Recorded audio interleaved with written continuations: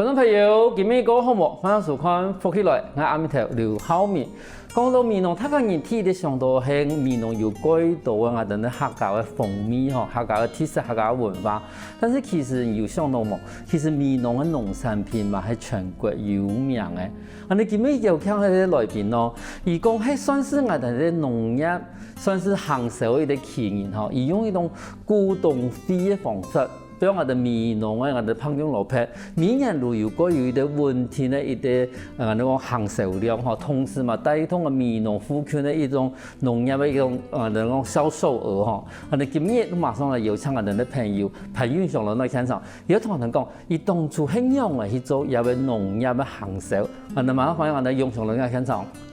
主持人好，大家好，我係潘永祥。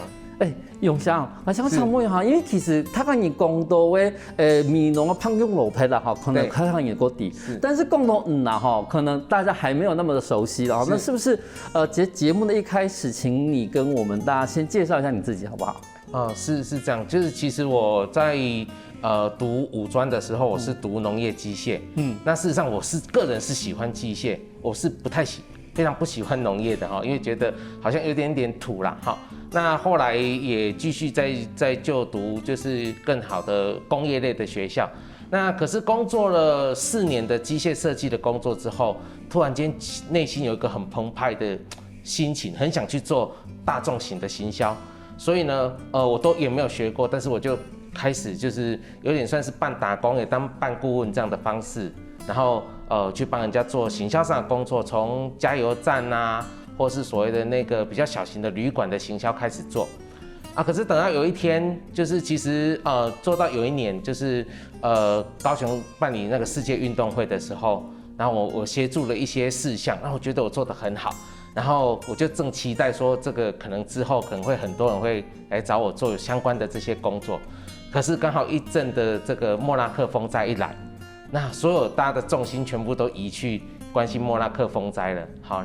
那等於說，我就覺得可能必須要從頭開始。那剛好在那一年的同時，就是因為莫拉克風災之後，其實在我們整個高屏地區的農業的受創的程度其實是很高的。那剛好也就正需要有一些農業上的一些新的思維進來。那也很湊巧的，就是說我剛好可以開始來協助當時在高雄縣的年代，剛好要設立一個高雄的物產館。高雄縣的物產館，所以那時候我就是開始從那個點來開始協助各鄉鎮的農產品來做這樣行銷。裡面的談下來發現到個奇怪，人哋人生的嗰種轉變其實係算幾大啦嚇，因為其實一開始係幾好機械嘛嚇，嗰度一套我哋呢農業機械，好嘛，同時嘛，托一啲算是功課嘅一啲好搞，但是後來就感覺到講。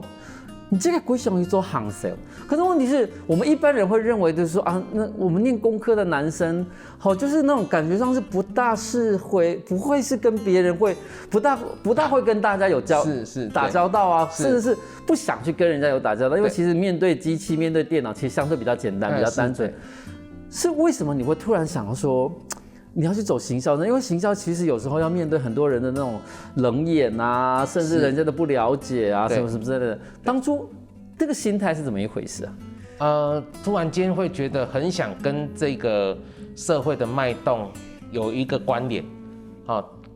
我必須先說，其實我也是很喜歡機械的啦，哈。但是突然間覺得我很想做一些，就讓大眾感覺到舒服、快樂。好，但是這個快樂是來自於所謂的就所謂的行銷上的享受，好，這樣的我有說不出那個莫名其妙的感覺啊，所以我毅然就做這樣的一個轉變。對，可是唔講啊，幾把意思講，其實你要行銷，你這個初衷咧唔係講賺幾多錢，其實你初衷係講行銷東西可以表現過舒服。是這個意思吧？對，主持人剛好這樣問我，自己也想到我自己一個弱點哈，我就把它講出來。其實我很怕大家稱讚我，然後一稱讚我就會熱血沸騰，然後更投入去做哈。我想可能跟今天的主題提到，其實這整個過程都可能跟这有关系。是。所以说我第二个就要想要带到，就是说，因为其实你刚刚就提到，就是说，后来莫拉克风灾以后，其实我们说，其实莫拉克风灾对我的南部来讲，迄个过太损失。是。好，唔单止迄我哋的高用盐吼，我哋其实我哋嘛过感觉到过伤心讲，我哋高层的过导演，同时我对我的品农业来讲啊嘛，其实嘛造成了过种农业上面的一个伤害。可是你刚开始有提到说。你不是很喜欢农业啊，是觉得很土啊。可是后来为什么又做农业行销，又是行销，然后又是做农业的行销呢？是，应该这么说啦哈。所以刚开始的时候不喜欢农业，是因为年纪轻嘛，就觉得喜欢比较感觉在田里是一个很 low 的事情，对，然后又整天那么脏兮兮的，是，就觉得那时候对农业来讲本身就感觉比较没有那样的前途。可是等到真正自己在做行销的时候，自己发现有一个点是很特别的哈，就是说，站在我个人的利益上面来讲的话，懂农业又懂行销的人很少。也就是说做大众行销啦，这些人我想这个可能就很多。第二件事情是因为我对农业来讲，比如说我这样子举例哈，比如说讲到轮作，讲到间作，好，一期稻作、二期稻作，然后冬季里作，我们还听得懂，因为我们至少还有学过基本的农业知识，那我们分辨得出什么是农艺，什么是园艺。那大部分人因为会不太容易能够理解，那因为这样的一个关系，所以我们等于说我们可以做很多种行销嘛，但是当挑到农业的时候，我会变成是更有优势，这是站在我个人的利益上来看。第二件事情是，以前比如说做加油站的行销的时候，就是顾客的满意，它是用金钱去换算的。但是在做农业的时候，有一个很有趣的一件事情，当我们真心努力去付出的时候，能够帮助到这些农民的时候，那他会给予你实质上的一个肯定，哪怕是一句鼓励的话，这个对我们来讲是很充满、很有能量的。我想你都从这件事情来谈的时候，如果譬如讲你这个在做按照行销地方，因为你这个有农业要带嘛哈，你这些农业学校出来的嘛，所以说你有农业的底子。可是你农业要带，加上你也要转从行销，哈。对。可是你这个做农业行销的部分，对你来讲的话，可能算是比较得天独厚，因为你本身两者的专长都有嘛。对。可是第二件事情我就有点不懂，因为其实你说加油站的消费是一种，最后还是以金钱的对价为主。可是农业行销不是吗？它也是我的农产品卖出去也是金钱对价。那后面的那个关系是怎么衍生出来的？是，我想就是我在做农业行销的时候，应该我把它分成就是说我用另外一种形态给农业的销售一种新的模式，等于说我没有走在传统的路线上。那例如说像今天的一个主题就是美容白玉萝卜，那我来聊一下它当时是这样的一个情况。其实它在2010年的时候，其实那次是非常大的一个滞销，因为刚好经过莫拉克风灾之后，大家抢着种，那所以当然就会突然间本来是一个很棒的一个农产品，那瞬间滞销。那到隔年的时候，在这个过程里面，我在想一个问题，就是说，因为我们家不是务农的，我爸爸是劳工，那我们就会去想说，我的爸爸努力去工作的时候，那个老板就会付给他薪水。那为什么没有人这样子来对我们的农民？好，这个逻辑很清，就是说，做劳动的人，我只要时间内，然后去完成我的任务。然后当老板的，他自然去承担风险，他就应该支付给劳动的人一样的一个固定的一个谈好的一个费用。那可是农民不一样，农民在种的时候，其实他必须去承担这风险。那他甚至到最后不知道最后他价钱卖出来是多少。然后那时候我心里面就萌起一个想法，就是说，那我可不可以找一群人来跟这个农民先谈好，就是说我要用多少钱来跟你购买这些东西，那请你呢用你最大的力量、最好的爱心，然后帮我呵护我的这个农产品，因为我已经下订单了。好，这样的一个模式，那也很有意思的就是说，这个的想法刚开始的时候反而是在观光体系，在高雄市政府的观光局那边得到了一个认同，因为他们就觉得说这件事情好像可以包装成为一个体验活动，或是旅游活动，或是农村活动。好啊，当然我的内心觉得说，只要能够去帮助到农民，不管用什么形式来包装，好，但是到最后对农业的这个结构来讲会改变的，那我就觉得好 ，OK， 我可以试着使用这样的一个工具，这样的思维来做。那刚好在那一年的时候，我那时候就有一个想法，就是说，那我就把1分地切成50个等份，那等于说一坪差不多3点多坪大。好，因为为什么讲3点多坪？其实，在农地里面没有在讲坪数啊，是因为我们的顾客会打电话进，股东会打电话进来问。那我们就是利用这1分地50个股份的方式，然后就是透过办活动的方式，好像很热闹的旅游活动的方式，请大家赶快来认股当股东，好，当股东，等于说你有专属的农夫来帮你种萝卜。那在当时其实也。上天也帮助了这件事情就是那时候脸书刚开始兴盛，然后刚开始兴盛，其实大家不知道脸书叫做社群软体，而把它当作就是所谓的开心农场，因为大家只记得开心农场那所以变成大家会觉得说，好像突然间有一个游戏，然后可以转到现实面，我自己可以去找一个农夫，然后建立一个开心农场，而且它是实体化的开心农场。对，然后你跟农夫一起当了股东之后，像美浓的白玉萝卜，事实上是不需要靠那个下雨或是淹水来补充水分，它是靠每年的10月10号国历10月10号之后，我们讲的白露之后，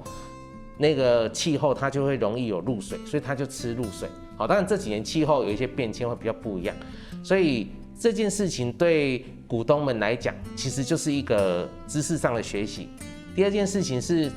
在我们的那一年就是办理的那一年，刚好遇到有就是下雨。那其实股东们之前在我们给他的教育手册里面就有提到，就是说这个是不需要浇水的，如果有水的话，反而很容易会坏掉。那其实股东一看到气候下雨的时候，他们就开始去关心当地的气候情况怎么样。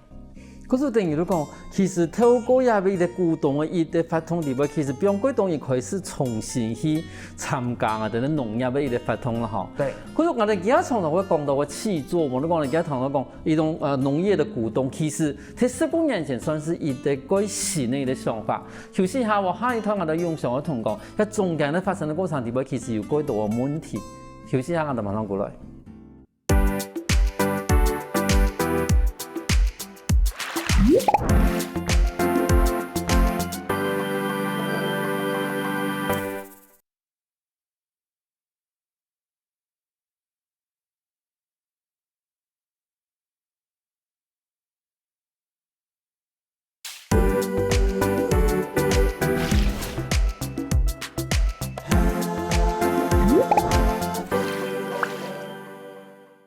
翻過來，復起來，上檔節目我哋咧來面排院上專門做我哋農業行社嘅。而家同我哋講，當初做我開始做我哋拍玉蘿蔔的農業行社。我想請問一下那個永祥哈，因為其實你剛剛有提到，其實是很快的去講到了當時你去參與了白玉蘿蔔的一個農業形象的過程嘛。對。可是裡面還是會有一些，我到現在為止還沒有覺得很奇怪。我是說，第一個。在那個年代裡面，其實你剛剛有提到，就是說對農民來說，其實我們農民一般來說都很認命的認為，就是說我就是看天吃飯，好看天吃飯。對。可是今年老天爺今年老天爺幫我好熱的，我就豐收。是。剛剛講啊，真是某容易的話，我們今年可能就欠收，或者是說大家一窩蜂搶種的話，我們可能今年價格都不好。就是說，我覺得農民會習慣看天。好，某的看他感应的按呢，價格的波動對他來說，好像就是說我就該瓜承受了。是的。可是你頭一講到歸重要一點嚟講，其實但是對歸到我上班的人來講嘅話，無論講做生意來講嘅話，固定的薪水其實嗰種係啲歸正常的包裝啦。但是對農業對做農業來講嘅話，好像做農業的時候，你就要有個認命，就是說我們沒有固定薪水。可是問題是你打破了這樣的想法，你希望說，其實在我還沒播種之前，甚至還沒耕種之前，我就用一種合理的價位先把它認購下來。等於如果基本應該唔前做一塊田以前，可能都底還會輸你太多誒。一方面对我哋咧做农业嘅人嚟講嘅話，如果有一種個安心嘅感覺，因為等於你講吼，我都真係都嗰專心嘅把一塊田照顧好。是。但是天意啊，想到感覺到一件事情，你講，唔嘛不用嗰度，其實冇想到講，可以從事農業嘅人。是。有一分細塊3點多坪，不大不小，好可以完成一個當農夫的一個小夢想，對不對？然後，但是你也不用真的是你自己跑去買一塊地，重新去做，然後重新去做那樣子的那種感覺。可是當初你是怎麼去找到這一群人呢？啊，第一件事情哈，就是說，我先來回答一個，就是說，其實這裡面有一個很有趣的一件事情。我那時候的想法就是說，如果一個農民，如果可能有300個顧客，我們把它當作是股東好了。今天這個農民種了什麼，他們就是跟着吃了什麼。那這個農民第一件事情，是不是他心就安了？對，他種什麼農作物的時候，特別是那個年代，對於用藥的這件事情，大家心裡面是非常惶恐的。那假設說，我們今天是這些股東們都願意跟農民是禍福與共，好，豐收就豐收，欠收就跟着欠收，那該用肥料的時候就用，好，那要用，假設萬一是病蟲害的時候，必須用某些安全的用藥的時候，他可以很清楚的告訴我們的股東啊，這個病蟲害了，這個沒辦法，一定要這樣子處理。我想大部分的股東經過這樣的一個溝通是可以接受的。那其實，在那個年代來講，一個很大問題就是，其實農業跟消費者之間是所謂的資訊不對稱。那為了資訊不對稱，我只好給你最漂亮的，好，我創造了一個假象，然後用好的價格賣給你。那這個對於農業跟消費者之間是一個不正常的一個關係，永遠都建構在我開玩笑說是虛情假意上。那如果可以回歸到真實的原點，好像在白魚蘿蔔上面，就是我們透過讓他們可以有45天的相處，雖然都是透過網絡上面的觀看，只有最後一天的相遇，但是那個情感還是可以被建立起來，那個信任也是可以被建立起來的。那至於能夠找到這一群農夫，其實我很感謝當時我許了這個願，然後事實上是美濃農會在背後大力的協助我。我印象很深刻是這樣，我第一次想要去跟尋找這樣的農夫來配合的時候，農會的當時的總幹事跟推廣股的主任，他們私底下告訴我說，你這樣子去跟農民講，應該沒有人會相信你。好，那他們說沒關係，他覺得這個概念非常好，雖然不知道最後的會好還是不好，但是他還是大力相挺，所以他們就去找了他們覺得不錯的農夫，也來支持這件事情。所以他們當時也幫我們找了幾位，我們講明星級的農夫，就是說，比如說我在美濃的曾雪梅、曾啟尚，好，這些都是在農業界裡面哈，都算是有一個知名度，而且他們是比較能夠對於安全作物啦、安全種植上面比較在意的、比較用心的農夫這樣，所以我其實很感謝農會這樣的一個支持。可是等於如果我哋咧農地嘅存異的天數以前的一個農民哈，同時伊哋嘛提供其實係算一個幾新的一個概念啦，哈，幾新的概念，同時幾多農民嘛冇想到講，佢人意思講把我田分按到底，還是要賣出去哈，還是用啊？咁天意硬用數錢咯，哈。啊，第三問講，唔頭都有講到講，譬如講45天的相處期，剛好用嘅一本佢等於提供啊用嘅乜東西咯，好，嗰就等於講農地。天數你去請到一個農民，譬如說合作的農民，對，就是他幫你去找到一起合作的農民嘛。那你怎麼去找到另外一端的股東？這個就是剛好透過公部門哈，就是他們願意用所謂的辦活動的形式來宣導這件事情。那我印象很深刻，就是我們在美濃找了一個民宿，然後吹着客家八音。然後召集所有的記者，然後告訴大家說，歡迎大家來當美濃當股東。那其实，在美农包括到现在我想都是很多人梦想中，他退休之后可以在那里拥有一块地，在那里当一个快乐的农夫。好，那当然真实情况不是这样子啦，真的晒了一天太阳之后，大概很多人都想要回到都市里面，就是很舒服的吹冷气哈。但是其实如果让他愿意花个当时的500块，现在700块来当所谓的4-5天的农夫来体验一下，其实是很多人有兴趣的，特别是当时的男性。很多当时我有稍微统计问卷调查一下，70%的男性到成人之后都会许一个愿望，说他退休之后要找一块地，然后去当农夫。好，美农当时是大家所向往的，那当时我就是抓着这样的一个点，然后来传递这样的一个讯息。那这个过程里面，当然打电话进来问的问题，不是一开始就要认股，因为大家都不懂嘛，好，然后但是就会开始问很多有趣的问题。那比如说他们什么时候采收啦？他这个过程他需不需要带锄头去帮忙做什么事啦？好，那当然也有讲说他什么时候可以随时都可以去看吗？好当然也有最有趣的一个问题，就是我们永远都记得，就是说他问我说，那请问一下，这个萝卜拔起来之后，那块地是不是他的啦？我说先生，你只有出500块来，不可以这样子，农地没有这么便宜他也笑一笑这样子啦我想我都把它当作就是一个让大家去了解农村的生活的一个很好的一个形式，对。可是唔妥，其實嘛講到講，嗰當然有啲對農體有一啲想法啦，尤其是嗰當然想希望我退休以後真的可以做做農事，但是真是可以做農事嘅冇難度，我們講喺體力關係冇路我哋咧錢財方面，但是你頭有講到講，其實嗰當然打電話，看到也是反映嗰一列嘛同時反映我同時希望講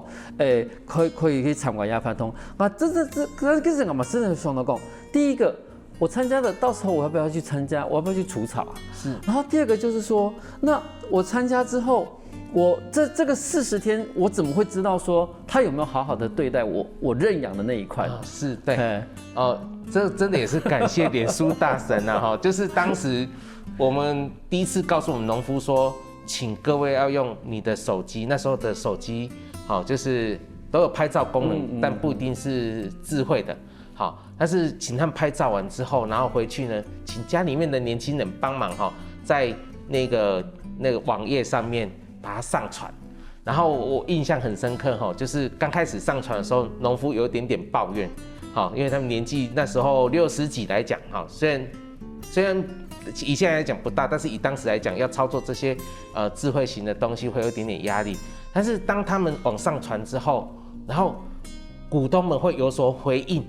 哇！看到那個蘿蔔長出那個新型葉的時候，他們會給他按讚，甚至給他說謝謝你。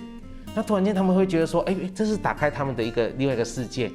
好，那關於就是大家投入這個蘿蔔的情感有多深我可以描述一下某一個股東，就是他們曾經就是我們在那一年第一年的時候，因為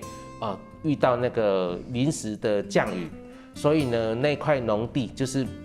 長得沒有很好。好，那所以就變成就是我們去幫他就是做一些調度啦，或是這些轉換。那其中有一塊地是他認為長不好，但是他覺得他很有感情，所以他下個禮拜就要再來拔這塊蘿蔔。那他跟農民講好了其實對我們來講，我們以為說那個已經幫他換到別的地方去了。那我們就因為當時沒有不夠蘿蔔讓大家拔，所以另外不小心又被另外一群股東就拔了那塊地那這件事情被原來的股東知道之後，他非常的難過，非常傷心。然後就說，那沒關係，我再幫你換另外下個禮拜更漂亮一塊農地給你。他說我不要，那不是我們15天相處的蘿蔔，我就是要我那塊蘿蔔。那這件事情我印象很深刻，就我必須在跟他通訊軟體上面聯絡了一整天，安撫他。好，那我還是很正面來看待這件事情，就是說很少會遇到他們投入的感情，那我們當然要安撫他，因為他看的不是蘿蔔幾斤，蘿蔔漂不漂亮的問題，而是他跟他在透過照片，透過這樣的訊息，45天的一個蘿蔔跟這個農夫之間的一個情感。好，我想这是我觉得最高兴的一件事。所以这样子的一个感受，跟你当初在做这件事情的时候，有料想过大家的投入是那么的深吗？其实当然以我们做行销的人，当然就希望把参与的人往那个方向推，但如果不知道大家的感受或是情感放得这么深，可是伊在鼓动的方法，无相当讲会用啊人的鼓动地方，用暗度的感情放在一块土地上面，可见他们对农业这件事情，其实还是会放在心上。休息一下哦，等下我哋买嗰度郭精彩故事。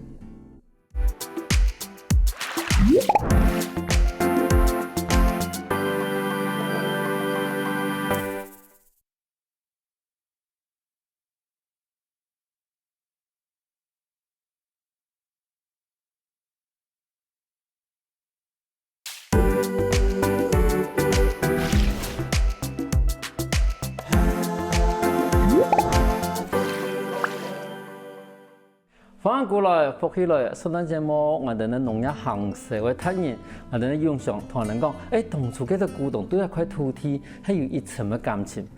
永祥，我想請問一下，因為其實假如一個股東對於這塊土地那麼有感情的話，那他在收穫的時候，不就更怎麼說，更開心、更雀躍不已嗎？是，對，所以通常我們有統計過，就是一個股東，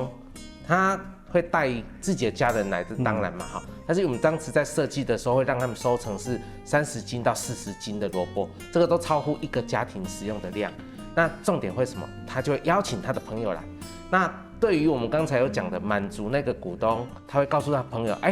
來這個禮拜到美濃那個蘿蔔哈，把我的蘿蔔我來，好，這個我來請，然後板條讓你招待。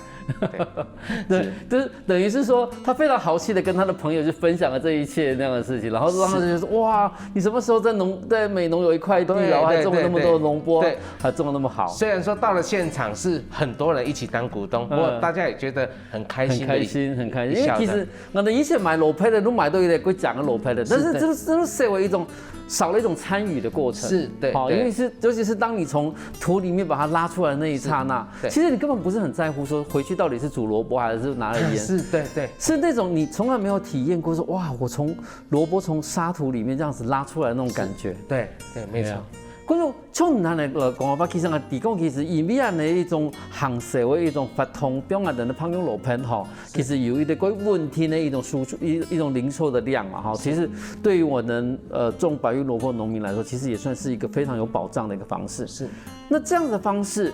有擴展到其他的農產品嗎？是。第一個在美濃的時候，其實哈，就是它產生一個複製效應，就是毛豆。好，毛豆就是一般來講，我們台灣的毛豆就是出口居多嘛。那毛豆一樣有來做相對應的這個股東會。那第二個變成對我們來講，其實它另外一個在美濃產生一種後續效應很強，就是我們讓農夫開始先當蘿蔔股東會的農夫之後。當他培養300-400個股東之後，他後續就會開始來賣他的陳蜜番茄。那這個是等於說，他陳蜜番茄並沒有上到批發市場去，他就直接賣給這一群跟他建立4-5天之後有感情的股東們。農夫推薦這個有生甘嘛，酸甜味，好，那股東也很高興，就會容易接受。所以美濃的陳蜜番茄也這樣子一個造就他們所謂的顧客直銷的一個效果。按你上網衝啦，等於如果其實佢同入邊農民已經有一啲算是一啲認識的哈，一啲關係。然後我同時我們提供以係算是一啲港中歸努力，好用藥非常安全的一啲農民的時間。以至種芒果我買哦，他真的是種什麼我都會買，因為我們好不容易找到了一個我們真的覺得安心放心，而且知道說它是怎麼去用藥、怎麼去使用、怎麼去種植。那以往就像你剛開始你所提到，其實聽我哋上面地方我哋嗰度都講，我要改講係用藥嘅，好，然後但是農民要改講講我冇用藥嘅，買種嘅東西改純又唔會買。對，好，嗰時等於講我哋社會披薩同我哋農民其實兩個人買過，我們就感覺上是兩個人是互相不信任的那種狀態之下。可是當這個信任建立之後，真的就是說，等於是我找到了一個可以提供給我安全食物的來源的時候，對，他當然是真的是你種什麼我都會買什麼。對。那也很高兴，就是说后来就是也有机会我到台东的关山，那也他们刚好发展所谓的黑白配，就是白米，因为关山的米非常有名，然后再加上就是他们觉得说从萝卜把它晒成萝卜干，然后再厨放变成老萝卜，或变成一个黑金，就是一个也算是一个就是他们传统的一种食物保存的方法。那我觉得我也去协助了大概2年的时间，那我觉得非常高兴。那另外有一次我在台中东市的时候，我们之前就有观察到，就是说，那个在我们美浓白玉萝卜股东会之后的隔年，东市的那个开始做所谓的梨子果树的一个认养，那他们也是用所谓的观光的形式，让他们股东们在梨子采收的期间，他们搭乘的这个巴士，然后透过有人导览，然后进来做所谓的采果乐。那有一天我就跟农会的这个工作人员就在闲聊的时候，我也不小心试探了一下，然后工作人员就跟我讲说原来你就是美浓白玉萝卜股东会的那一个开始发想的人哈。那他们说终于见到了本尊啊哈。我说我内心其实是很高兴的，就是说对，其实我们就是从农业上面去翻转人跟人之间的一个关系。那客庄里面很多都是淳朴，那既然这个淳朴，我们应该善用，让更多人来认识这个淳朴。那当建立这样的一个特别的关系的时候，其实农民会更安心的种植，会用最好的方法种植。那顾客来讲，他们可以得到一个最公平、也最安心的一个食物。因为讲到更加好，我都发现到其实像我们股东的一种认购的方式哈，其实对于我们农民来说，其实一路我因为讲。伊等于讲一块田，目前种以前一路有了基本的保障。对。但是我想要问的一个问题就讲，从按呢股东制的一种股东的一种认购制度的话，是不是适合在所有的农业的一种产业呢？还是说它只比较适合在于那种所谓的类似，它要一段时间结果，这个结果是一次采收完就会消失的，而不是像那种短期叶菜类啊，它适不适合呢？应该这么说哈，其实。我想每一种作物它都是适合的，但是它必须建立在一件事情上面，就是说这个作物有没有足以引起就是这些股东们的兴趣，他们关不关心？那如果他关心的时候，一样也可以建立起这样的一个很特别的一种我不能说销售模式，我觉得反而是一种互生互利的一种模式。那像在宜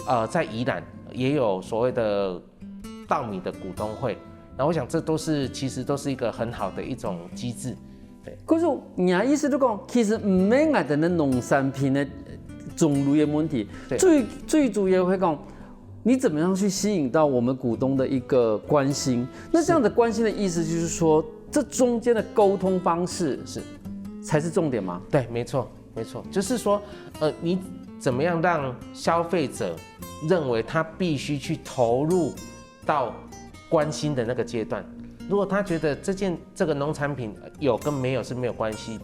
无所谓的，好，甚至他不下厨，他不在意，那他就不会花这样的一个心思在这件事情上面。所以我们比如说从萝卜的这件事情，我们把它弄得很有趣，把它弄到必须它产生的加工，然后把所谓的本来是年轻的爸妈带着他的孩子来，我会把他们那年轻父母亲的上一代，就是3代同堂一起拉进来。为什么？因为当萝卜收成太多的时候，没有办法，一定要加工的时候，就会请出爸妈出来。爸妈开始投入之后，再送给亲朋好友，就扩散的效应。那亲朋好友又称赞，这些阿公阿嬷就会非常高兴。就是变成到隔年的时候，年轻人也许不想玩了，但是阿公阿嬷会觉得我还想继续玩。你要继续去帮我订。对，没错，我明年还是要玩的。而且它有一个好处是，阿公阿嬷很难得可以手牵着孙子，因为孙子可能现在都玩3C 产品嘛，很难得有那个时间，那个可以跟着阿公阿嬷到田里面，哪怕只是拔萝卜，他可以。这个时候他就必须是依赖阿公阿嬷了哈，所以他们就觉得这个气氛是非常好的。终于找到一个阿公阿嬷比小孩子更擅长的事情。是，对，没错没错。因为对于很多3C 来说的话，阿公阿嬷都玩不赢那小朋友，但是突然拔萝卜这件事情，阿公阿嬷才是专业。对，产生了一个新的共同话题。是，那相对于另外一个我们的农民来说好了，因为其实把自己的土地分成那么多块，好，当然是另外一方面的好处，但另外一面就是说，我感觉好像我要不断的去定期去上传，去让大家知道，对他们来说会不会觉得说，好像是额外的工作，还是说他们其实已经慢慢的习惯这样子，跟我们大家一块去分享目前的一个生长过程了？是我如果有机会可以跟农民沟通的话，我是用一种说法来说服农民，就是说，这个就很像是人的资产的投资组合，我们会去有些钱去存定存，有些去买股票，有些去买基金，因为风险跟获利不一样。那如果说我会鼓励他们，就是说，你可以把部分的心力放在股东会上面，因为你可以培养你的顾客，但是这些顾客可能整个的一个购买量可能不及于你所谓的大宗的种植的部分，你一样还是可以去种大宗的种植，但是你拨点心力培养这群顾客，那这群顾客虽然说量少，但是它的单价利润或是甚至你承担风险其实是减少的，那甚至对于你未来所谓的我们讲农业的计划性生产是很有帮助的。你要等于讲，伊开始的时候有看到一件事情，讲，像今年也要无生产按无好的一个田地，对不？一个田地，结果你都希望讲啊，其实俺的期望还是有一个规划的书生，可是你把也要田，无那配的地方去，等于说其实你还是希望说，早期的时候啦，就是你还是希望说每个股东都能够让自己所承购的那块田里面都有很好的收获。是，但是其实跟事实是有差距的。对不对？因为其实我们在田里面，我们真的就是会有好或不好的时候。对，没错。那你是希望说，其实希望未来这样子的一个股东也可以同时把这样的风险是纳入自己的一个算是要考量的范围之内。对，其实就等于让他更贴近真的当一个农夫，因为农夫真的就是有时候真的就是好，有时候真的就是不好啊。当他可以跟农夫站在同一个角度去思考的时候，我觉得台湾的农业会有另外一种新的思维、新的力量出现。其实我想这样子的做法，其实也会让我们的消费者更了解说，其实现在农业面临的困境到底是什么。对。故事一开始是佢希望讲把俺的朋友老板买所以冇想到用一种古董的方法，把俺的以前看田吃饭的方式，变成一种古董可以保带一种方式的一种农业行销。我相信睇喺咪對我哋台灣嘅農業來講嘅話，我哋最重要嘅一個做法。今日佢感謝我哋永強龍嘅現場同我分享俺農業故事。好，謝謝主持人，謝謝大家。有時下我哋聽下啲先生來溝通溝通哦。